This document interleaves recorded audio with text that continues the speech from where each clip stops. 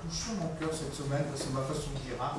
Dieu me touche, mais je crois que vous comprenez ce que ça veut dire, parce que Dieu vous touche aussi, hein, par sa parole, et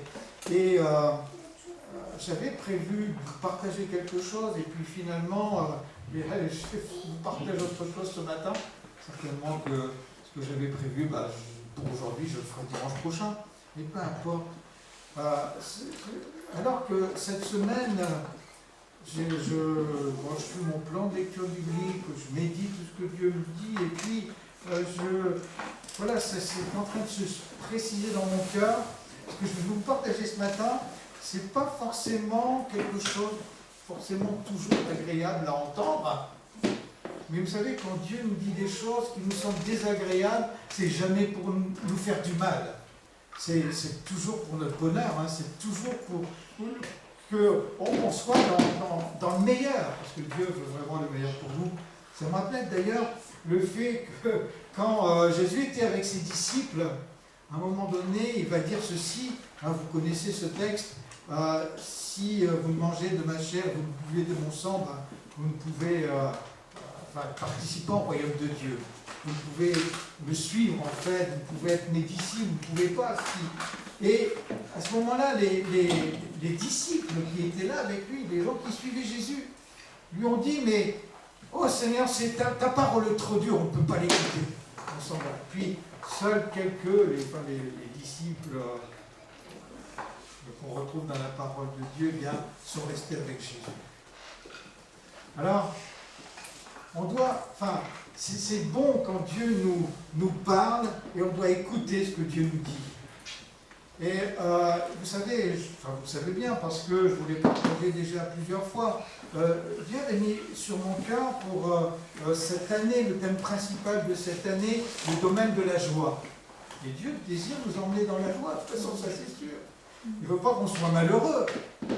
Et alors que j'étais touché par les textes que que j'étais en train de méditer cette semaine, notamment, je vais peut-être vous le lire tout de suite, ce texte d'ailleurs, c'est un texte, je vais vous dire le titre de ce message, c'est à cause aussi, le titre vient aussi à cause du calendrier, moi j'ai un calendrier méditation quotidienne à la maison, et puis donc le texte qui nous était donné pour le jour du 21 octobre, eh bien, voilà, ce texte m'a parlé, et puis j'aimerais vous partager d'ailleurs. Et donc, le titre de mon message, c'est l'effet lierre. C'est ce qui m'a marqué, merci Sébastien. L'effet lierre.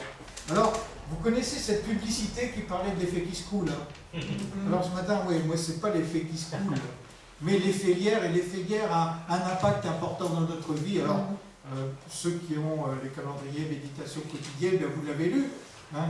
Mais voilà. Et pourquoi je vous partage ça ce matin parce que, alors, cette semaine, notamment dans mes lectures, je lisais le livre d'Ézéchiel. Et dans le livre d'Ézéchiel, d'ailleurs, je vous encourage, je ne vais pas tout lire le livre d'Ézéchiel, mais notamment le chapitre 33, je vais vous en lire un extrait en tout cas, quelques versets. Et dans Ézéchiel, chapitre 33, je vais vous lire tout de suite les versets 7 à 9. Ces versets 7 à 9 nous disent ceci. C'est toi, fils de l'homme, que j'ai donné comme sentinelle à la communauté d'Israël. Alors moi, je ne suis pas Ézéchiel, mais il me semble que chacun d'entre nous, eh bien, en tout cas, que Dieu fait de nous des sentinelles. Et donc, moi, Jean-Bernard, je suis aussi comme vous une sentinelle. Et même si ce texte s'adressait à Ézéchiel à ce moment-là, eh bien, moi, je veux le prendre aussi pour moi, parce que je crois que c'est juste. Et j'aimerais que vous puissiez le prendre pour vous aussi. Mais en tout cas, écoutez ce qui est dit ici. Tu dois écouter la parole qui sort de ma bouche et les avertir de ma part. Quand je dirai aux méchants, toi qui es méchant, tu vas mourir. C'est certain. Si tu ne parles pas pour avertir le méchant afin qu'il renonce à sa conduite, eh bien ce méchant mourra à cause de sa faute. Mais je te réclamerai son sang. Si au contraire tu avertis le méchant afin qu'il renonce à sa conduite, pour qu'il s'en détourne, et qu'il ne change pas de conduite, alors il mourra à cause de sa faute, mais toi, tu auras délivré ton âme. Donc je disais, ce texte me parlait, et j'étais en train de réaliser, et moi j'aimerais vous le partager, parce que, mais je crois que, encore une fois, je répète, mais je crois que c'est quand même notre responsabilité aujourd'hui aux uns et aux autres, et c'est peut-être ma responsabilité particulière, moi qui suis le pasteur de cette communauté, donc je dois partager ce que la parole de Dieu dit. Ici, Dieu va dire à Ézéchiel, tu dois écouter bien sûr les paroles de ma bouche et tu dois les transmettre. Alors ce matin, moi voilà, Dieu m'a percuté cette semaine, eh bien je veux vous partager, mais encore une fois, je vous répète, ça fait peut-être la première fois que je vous dis ce matin, mais je crois que chacun d'entre nous a cette responsabilité-là quand même. Alors,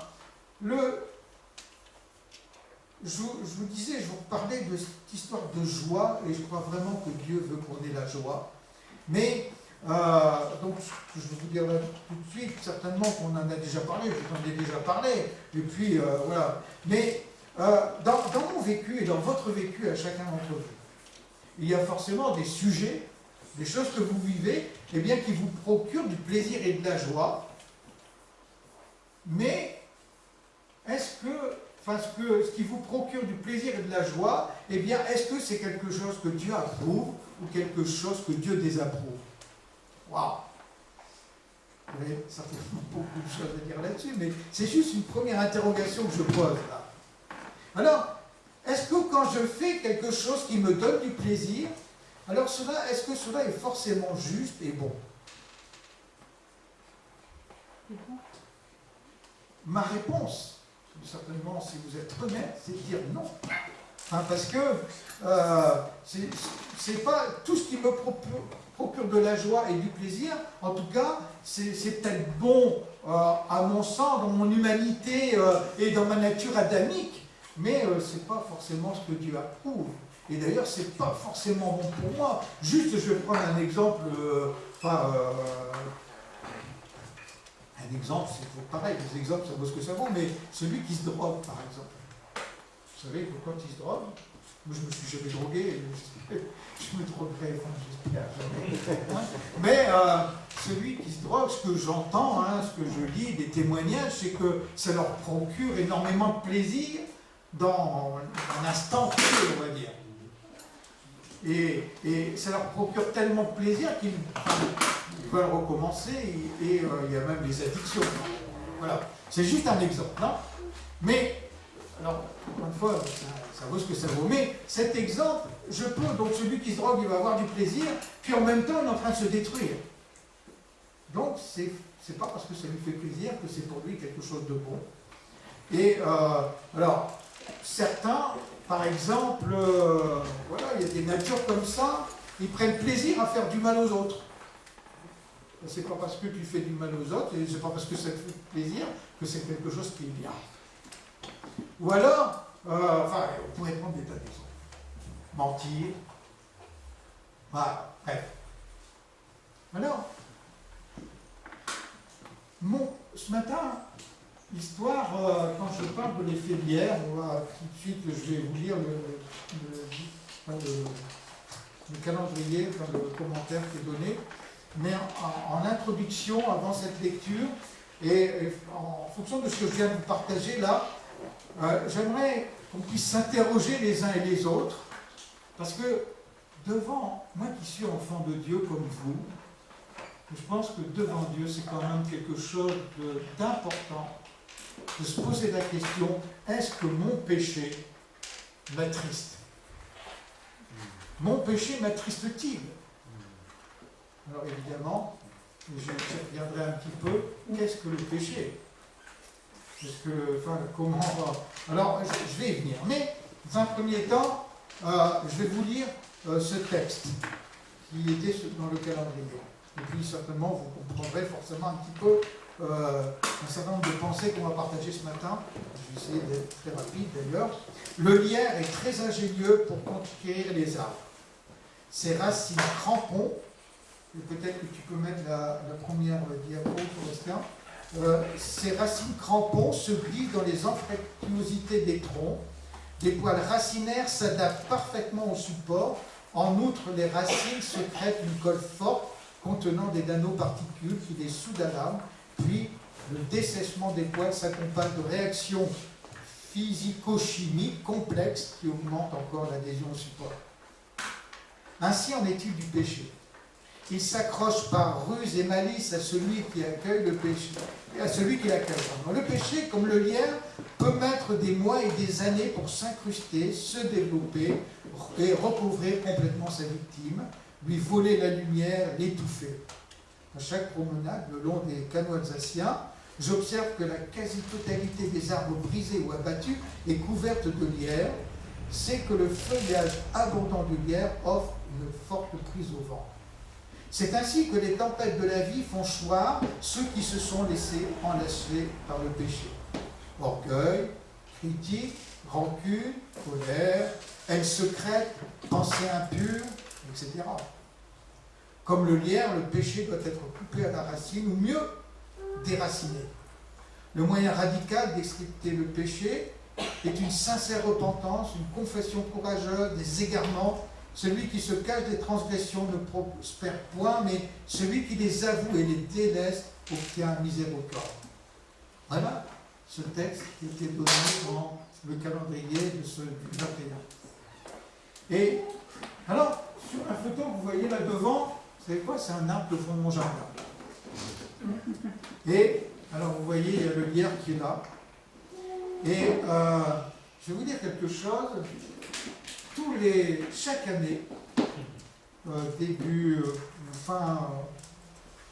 d'été, je me dis si j'enlève tout le lierre qui grimpe sur l'arbre. Je le fais tous les ans. Et donc je l'avais fait cette année. Et là j'ai pris la photo hier. Le lierre il est reparti. Et comme on l'a vu comme on l'a entendu plutôt dans ce petit texte, qui peut mettre la photo suivante, eh bien, j'ai pris une photo qui grossit. J'ai arraché le lierre que vous voyez, la photo tout à l'heure. Mais voilà, il y a dans le lierre, effectivement, et c'est pas si simple que ça d'arracher tout le lierre. Et pourquoi? Parce que justement, ce sont des minuscules fibres qui viennent s'accrocher. Et c'est pas facile de l'enlever. Et si tu peux mettre la photo suivante, voilà, ça c'est toujours dans mon jardin. Alors vous voyez ici, qu'est-ce que vous voyez? Un champ de lierre.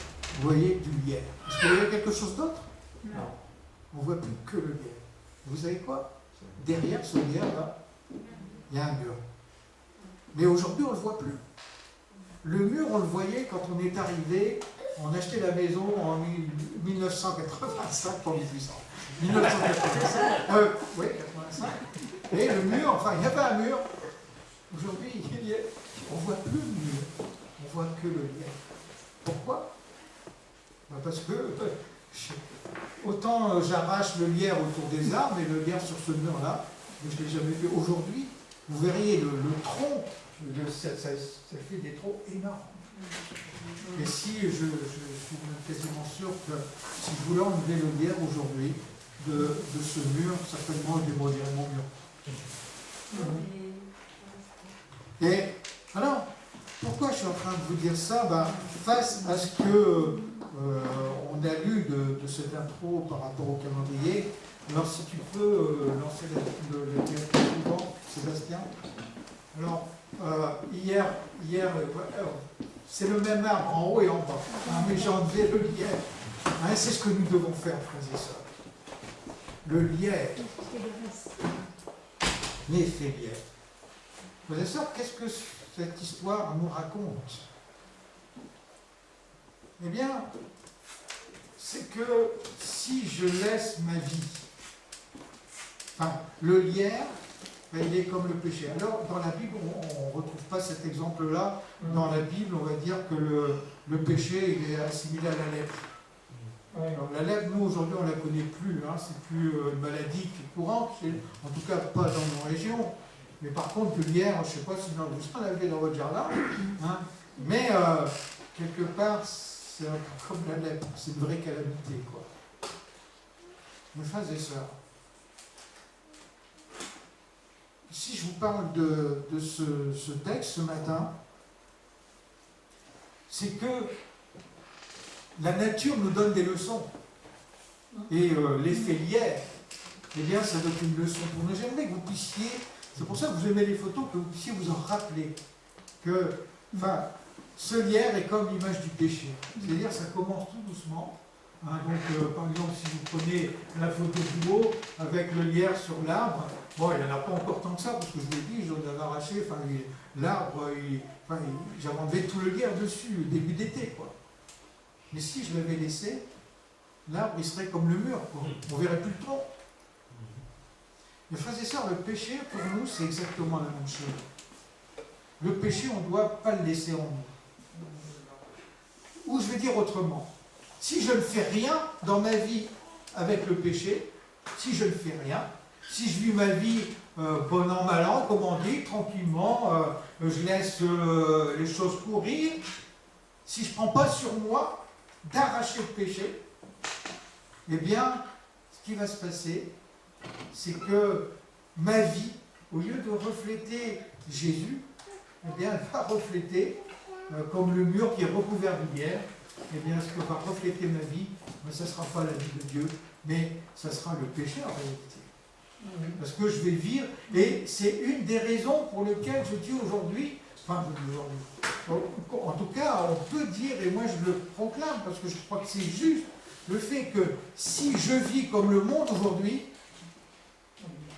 eh bien, je ne peux pas me considérer comme un enfant de Dieu. Si je suis un enfant de Dieu, eh bien, je dois être différent du monde. Je dois avoir un comportement qui est différent du monde qui nous entoure. Dans le monde qui nous entoure, frères et sœurs, aujourd'hui, mentir, c'est quelque chose de normal. Enfin, si tu mens pas, enfin, tu te fais avoir. Enfin, c'est ce qu'on te dit. Par exemple, je prends juste un exemple. Je ne peux pas ressembler au monde, frères et sœurs. Je dois me démarquer du monde. C'est pas possible de ressembler au monde. Alors tout à l'heure, je vous posais cette question, est-ce que le péché m'attriste? Qui d'entre nous peut dire, je ne pêche jamais? Si l'un d'entre vous levait la main ce matin, je vous dirais, vous êtes un menteur. De toute façon, c'est la Bible qui me le dit. Tous ont malheureusement, et je le dis pour moi aussi, malheureusement, eh bien, il m'arrive de pécher. Est-ce que mon péché m'attriste? Ou est-ce que finalement je me dis, bah après tout, je vis, hein, je pêche, bah tant pis, hein, je pêche. Je suis un pécheur, donc je pêche. Est-ce que je prends, si je fais ça, je fais quelque chose de terrible? Si ma vie ressemble à la vie du monde, eh bien je suis en train de vivre une vie qui est terrible. Pourquoi je vous dis ça? Je reviens à l'histoire du péché. Qu'est-ce que le péché? Le péché, alors on pourrait y donner plusieurs définitions. Il y a certainement plusieurs définitions. Et en tant qu'enfant de Dieu, par exemple, alors bien sûr il y a des péchés. Si je tue quelqu'un, je sais que je suis en train de commettre un péché. Si je commets l'adultère, eh bien nous les enfants de Dieu, on sait que dans le monde, on a le droit, il ne faut pas un péché dans le monde. Mais nous, enfin, en tant qu'enfant de Dieu, bah, pour nous, c'est un péché de commettre l'adultère. Si je mens à quelqu'un, ben, je suis en train de pécher. Etc., etc. Mais péché, finalement, c'est même plus que ça. Enfin, ça va plus loin que là. Parce que une des définitions qui est donnée, par exemple, péché, c'est manquer la cible. On dirait quelle cible? Alors, j'aimerais juste prendre une définition que Jésus lui-même, enfin, non, pas que Jésus a donnée, mais que l'apôtre Jean a donnée dans 1 Jean chapitre 3. Hein, je vais vous lire ce verset, et je vais vous lire quelques versets. 1 Jean chapitre 3, versets 4 à 9. Celui qui commet le péché viole la loi de Dieu, car le péché, par définition, eh bien, c'est la violation de la loi de Dieu. Or, vous le savez bien, Jésus n'a jamais péché, il a paru ici-bas pour ôter les péchés. Par conséquent, si quelqu'un demeure en communion avec lui, donc si quelqu'un demeure en communion avec Jésus, eh bien, il ne continue pas à pécher. Moi, je dirais autrement aujourd'hui, il dirait, il ne peut pas vivre comme le monde. C'est pas possible. Celui qui s'adonne au péché prouve par là qu'il ne l'a jamais connu ni compris. Mes enfants, eh bien, ne vous laissez pas égarer sur ce point par personne. Ne vous laissez pas égarer par personne. Est-ce que je peux dire, y compris par vous-même, y compris par votre nature adamique, qui va trouver du plaisir en des choses que Dieu n'agrée pas, par exemple.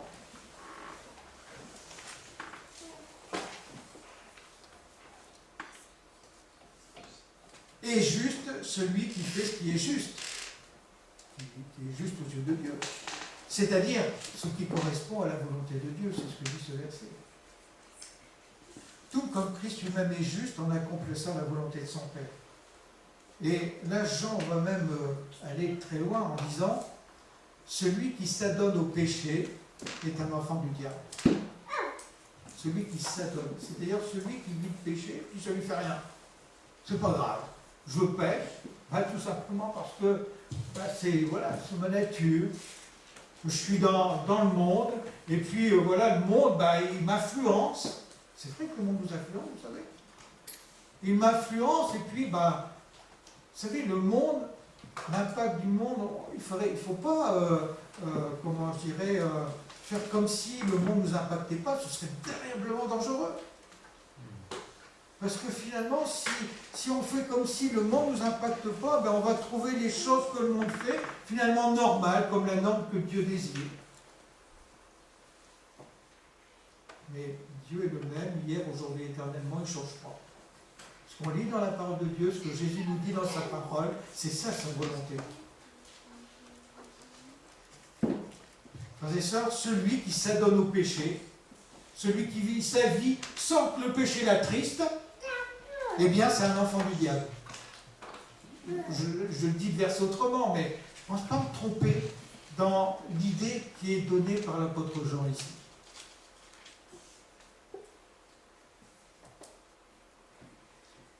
Or, le Fils de Dieu est précisément venu sur terre pour détruire l'œuvre du diable. Celui qui, par la nouvelle naissance, est devenu un enfant de Dieu, ne s'adonne pas au péché. Car le principe de vie qui vient de Dieu a été implanté en lui et demeure en lui, et il est incapable de s'adonner au péché puisqu'il est né de Dieu. Voilà la réalité.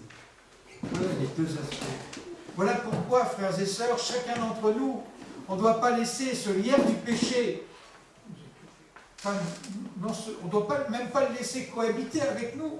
Bien sûr qu'il nous arrive de pécher, mais quand je pêche, frères et sœurs, je dois aller au pied du Seigneur et vivre une vraie repentance. Si je ne fais pas ça, je suis celui qui est en train de laisser le lierre pousser, puis à un moment donné, ma vie, encore une fois, elle sera tellement recouverte que je ne me verrai plus. J'aurai disparu. Je serai derrière le lierre. J'aimerais vous lire un autre verset. Dans Jean, chapitre 12. Alors, tout au début du chapitre 12, enfin non, pas tout au début, déjà bien au milieu, Jésus, il est dit que Jésus, malgré tous les miracles qu'il a fait plein de miracles, Jésus, eh bien, certains ne croyaient pas encore en lui. Et Jésus va dire au verset 44, à partir du verset 44, « Si quelqu'un m'accorde sa confiance, ce n'est pas en moi seulement qu'il croit, mais aussi en celui qui m'a envoyé, c'est-à-dire au Père, qui me contemple aussi celui qui m'a envoyé. Si mes yeux sont fixés sur Jésus, et aujourd'hui, est-ce que c'est ce que vous faites, frères et sœurs? Est-ce que nos yeux sont fixés sur Jésus? Est-ce que c'est la motivation qui me fait avancer dans la vie? Parce que si je fais cela, alors je suis aussi en train de contempler le Père. C'est ce que Jésus est en train de dire ici. Et au verset 46, il va dire, c'est pour être la lumière du monde que je suis venu dans ce monde, afin que tout homme qui croit en moi ne demeure pas dans les ténèbres. Si quelqu'un entend ce que je dis, mais ne l'applique pas, ce n'est pas moi qui le jugerai. Parce que là, c'est un des textes que j'ai lus cette semaine dans mes lectures, dans mon plan de lecture et qui parlait, en tout cas en parallèle avec ce que je suis en train de vous échanger. Pourquoi je suis en train de vous dire ça? Ici, Jésus dit aux pécheurs, et aux pécheurs que je suis, aux pécheurs que tu es, ou à l'enfant de Dieu que tu es, il est en train de te dire que c'est même pas lui qui va te juger. Mais qu'est-ce qui sera notre juge? Alors écoutez bien. Alors je relis. Si quelqu'un entend ce que je dis et ne l'applique pas, ce n'est pas moi qui le jugerai, car ce n'est pas pour juger le monde que je suis venu, mais c'est pour le sauver. Par contre, écoutez bien le verset 48 ici. Celui donc qui me méprise et qui ne tient pas compte de mes paroles a déjà son juge. C'est cette parole même que j'ai enseignée. Elle le jugera et le condamnera au dernier jour. Car je n'ai pas parlé de ma propre initiative, c'est le Père lui-même dont je suis l'envoyé qui m'a prescrit ce que j'aurai à dire et comment je devais le dire. Or, je sais qu'obéir à ce qu'il me commande, c'est avoir la vie éternelle. Aussi, lorsque je parle, je dis seulement ce que le Père m'a transmis et je le dis comme il m'a ordonné de le dire. Je reviens sur ce verset 48. Qu'est-ce que me dit ce verset 48? Il est en train de me dire qu'aujourd'hui, je sais quel sera le jugement avec lequel je serai jugé. Et quel sera le jugement avec lequel je serai jugé? Eh bien, c'est la parole de Dieu. C'est ce que Jésus a dit. C'est les enseignements de Jésus. Je reviens à ce qu'on disait tout à l'heure. Qu'est-ce que le péché? Le péché, c'est être en dehors de ce que Jésus dit, de ce que la parole de Dieu nous dit. C'est ce qu'on a lu tout à l'heure. Quand dans l'apôtre Jean va dire, le péché, par définition, eh bien, c'est la violation de la loi. Or, la loi, elle est en Jésus. Les paroles que Jésus nous dit. Et pourquoi je suis en train de vous dire ça ce matin? Simplement, je suis en train de vous dire à quel point, frères et sœurs, c'est une importance vitale pour notre vie aujourd'hui et aussi pour notre vie éternelle de connaître les enseignements que Jésus nous donne. De s'imprégner, plutôt que de nous laisser imprégner par l'odeur du monde, eh bien on doit se laisser imprégner par l'odeur de la parole de Dieu. Est-ce que tu sais quelle est la volonté de Dieu? Est-ce que tu connais la volonté de Jésus? Est-ce que tu sais ce que Jésus te dit? Ce que Jésus nous dit dans sa parole? Frères et sœurs, moi, personnellement, j'ai besoin de la lire et de la relire et de la relire. J'ai besoin de venir à ses pieds et dire, Seigneur, par ton esprit, viens graver en moi ta parole. Je ne veux pas me laisser influencer par le lierre du péché. Et le lierre du péché, je peux l'enlever par l'eau de la parole. Je peux me laisser purifier par l'eau de la parole. Ça, c'est aussi un autre texte. Ce texte de Jésus me semble important. Je vois qu'il est déjà 11 heures, je vais essayer d'aller vite. Frères et sœurs, je sais qu'on est sauvé par grâce. Je suis sauvé par grâce. C'est-à-dire que c'est pas, je ne serai jamais sauvé par mes propres efforts.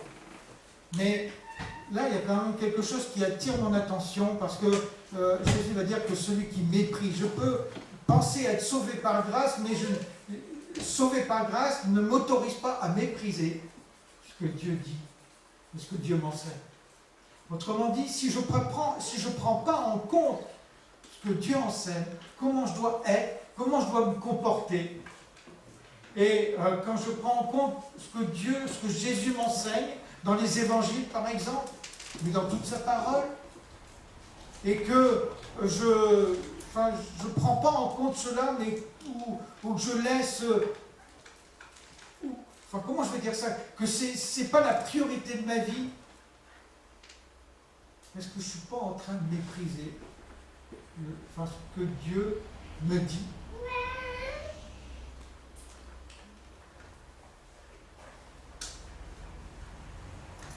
Frères et sœurs,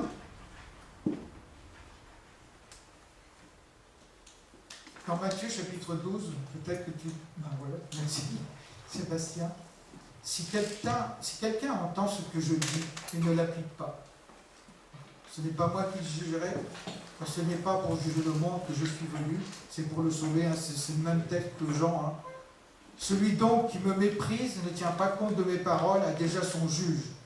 C'est cette parole même que j'ai enseignée, elle le jugera et le condamnera au dernier jour.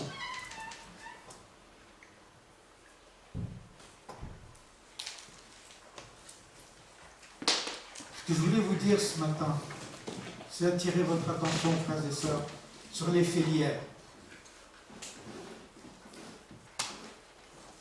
Le péché est celui qui est tellement, à cause de notre nature adamique, c'est tellement facile de le laisser nous entourer, de le laisser faire partie de notre vie finalement. Je vais le dire autrement, si on n'y prend pas garde, eh bien on se laisse envahir et puis après on est comme la photo du mur de tout à l'heure, il n'y a plus que le péché qui domine notre vie. Et si c'est ça, frères et sœurs, eh bien on sait ce qui va arriver, parce que Jésus, alors c'est peut-être pas très agréable à entendre, encore une fois, hein, quand Jésus dit que si celui qui me méprise et ne tient pas compte de mes paroles a déjà son juge, hein, peut-être qu'on n'a pas envie d'entendre ça. On préfère lire et entendre dire, Jésus est celui qui est mort pour nos péchés à notre place, il est notre sauveur, puis c'est vrai aussi, hein, bien sûr. Je suis sauvé par grâce, il me fait grâce. Bien sûr, c'est vrai. Jésus me fait grâce. C'est une vérité. Mais ce texte de Matthieu, c'est aussi une vérité. Je ne peux pas faire comme si elle n'existe pas. C'est cette parole même que j'ai enseignée. Elle le jugera et le condamnera au dernier jour. Je ne sais pas comment on pourrait expliquer ça, mais ça me semble qu'il n'y a pas besoin d'explication, c'est clair, c'est tout. Alors, frères et sœurs, le cœur de Dieu est le même dans l'Ancien Testament que dans le Nouveau Testament. Dieu ne change pas, il ne changera jamais, il est éternel. Et vous savez pourquoi Dieu nous dit ce genre de message-là? Dieu nous aime tellement. Ézéchiel chapitre 33, Sébastien, si tu peux le mettre, c'est le dernier verset, j'arrêterai là-dessus. J'aimerais vous donner ce verset en conclusion même. Voilà ce que dit Dieu. Dis-le, aussi vrai que je suis vivant, déclare le Seigneur l'Éternel. Je ne prends pas plaisir à voir le méchant mourir, mais à le voir changer de conduite et vivre. Ça, c'est le cœur de Dieu. Je veux dire, le texte de Matthieu que Jésus a dit tout à l'heure, juste précédemment, hein, où il posait la condamnation. Si on ne vit pas cette parole, eh bien, ce même Dieu nous dit, je ne prends pas plaisir à voir le méchant mourir. Mais je prends plaisir à le voir changer de conduite et vivre. Alors, renoncez à votre mauvaise conduite. 2 fois, veut dire renoncez. Pourquoi devriez-vous mourir, communauté d'Israël? Pourquoi devrions-nous mourir, nous, enfants de Dieu, aujourd'hui, hein, qui sommes dans ce temps de grâce? Pourquoi est-ce que je laisserai le lierre du péché prendre racine en moi? Frères et sœurs, ce matin, j'aimerais que nous puissions avoir conscience à quel point c'est important pour nous de venir au pied du Seigneur et de chercher sa volonté. De lui dire, Seigneur, parle-moi par ta parole, parce que tout est révélé dans la parole de Dieu. Jésus est la parole qui a été manifestée. Il est la vérité, il est le chemin, il est la vie. Mon propos ce matin, c'était que vous, quand je dis vous, vous savez bien, quand je dis vous, je m'inclus dedans, donc moi aussi, de me laisser interpeller, afin de ne pas laisser le péché encore une fois. Mais ce que Dieu appelle péché, parce que moi j'appelle péché, parce que moi je peux appeler, enfin, je peux dire, je peux penser que par exemple, parce que moi je l'ai entendu souvent, et certainement vous l'avez déjà entendu vous aussi, c'est, par exemple, si je prends l'exemple du mensonge, où on dit aussi, il y a un dicton qui dit « toute vérité n'est pas bonne à dire ». Vous avez entendu, quelque part, on peut mentir pour ne pas blesser quelqu'un, par exemple. Et puis ça, c'est pas grave. Frères et sœurs, laissons-nous interpeller par la pensée de Jésus, pas par nos pensées propres. Et puis, arrachons les racines du lierre, ce lierre du péché. Ne le laissons pas grandir en nous. Parce que si on laisse grandir en nous, je vous remets sur cette image du mur de mon jardin. On voit plus il n'y a même plus de mur. Nous sommes des enfants de Dieu que Dieu aime. Et voilà, je vais juste terminer là-dessus. Je ne vais pas en dire davantage, mais frères et sœurs, on est appelés, avec ce texte d'Ézéchiel en tout cas, à changer, à renoncer, à arracher cette nature de péché qui va s'accrocher, qu'on le veuille ou non. Je veux dire, il y a des péchés qui nous font plaisir. Je ne sais pas comment je pourrais dire autrement. Enfin, quand je dis qu'ils nous font plaisir, qui font plaisir avec notre cœur d'amis, n'est-ce pas? Ou alors je ne suis pas comme vous. Rejetons cela. Ne laissons pas ces péchés entrer dans notre vie. Voilà ce que je voulais vous laisser ce matin, frères et sœurs. Et donc, je vous invite à vous lever, on va prier juste ensemble.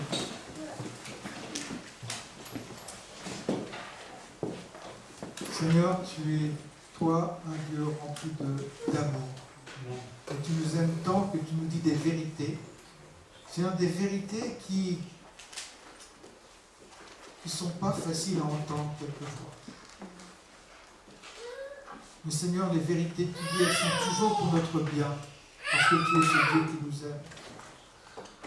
Je te prie, Père, ce matin, Seigneur, de nous révéler à chacun, à chacune, si en nous, Seigneur, on laisse des choses qui ne sont pas justes à tes yeux, afin qu'on puisse venir et puis se repentir devant toi.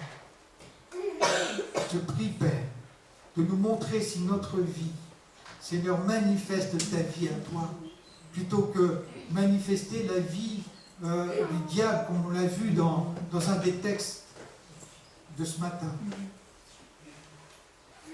Seigneur, on ne veut pas avoir pour père le diable, mais on désire vraiment que toi, tu sois notre Père. Et on a besoin que tu viennes toucher nous. Seigneur, fais-le, Seigneur. Et tu vois, dans cette période si compliquée, Seigneur, combien c'est facile pour nous, Seigneur, de se laisser embarquer, de te laisser de côté, Seigneur, de prendre d'autres priorités. Seigneur, viens nous réveiller, Seigneur. Viens nous dire encore tes vérités à toi, Seigneur. C'est toi qui es vérité. Seigneur, c'est ma prière ce matin, pour moi-même et pour mes frères et sœurs. Fais-nous briller par ta vérité. Pas par notre vérité, mais par ta vérité, Seigneur. Parle-nous encore. Seigneur, que nous puissions vivre cette vraie repentance, que nous puissions vivre, Seigneur, avec l'horreur du péché, Seigneur. Que nous puissions arracher tout ce qui n'est pas ta volonté, tout ce qui n'est pas ce qui vient de toi, Seigneur. Conduis-nous, Père. Bénis notre communauté. Bénis mes frères, bénis mes sœurs, Jésus. Merci pour ta grâce. Amen. Amen. Que Dieu vous bénisse. Rendez-vous mardi.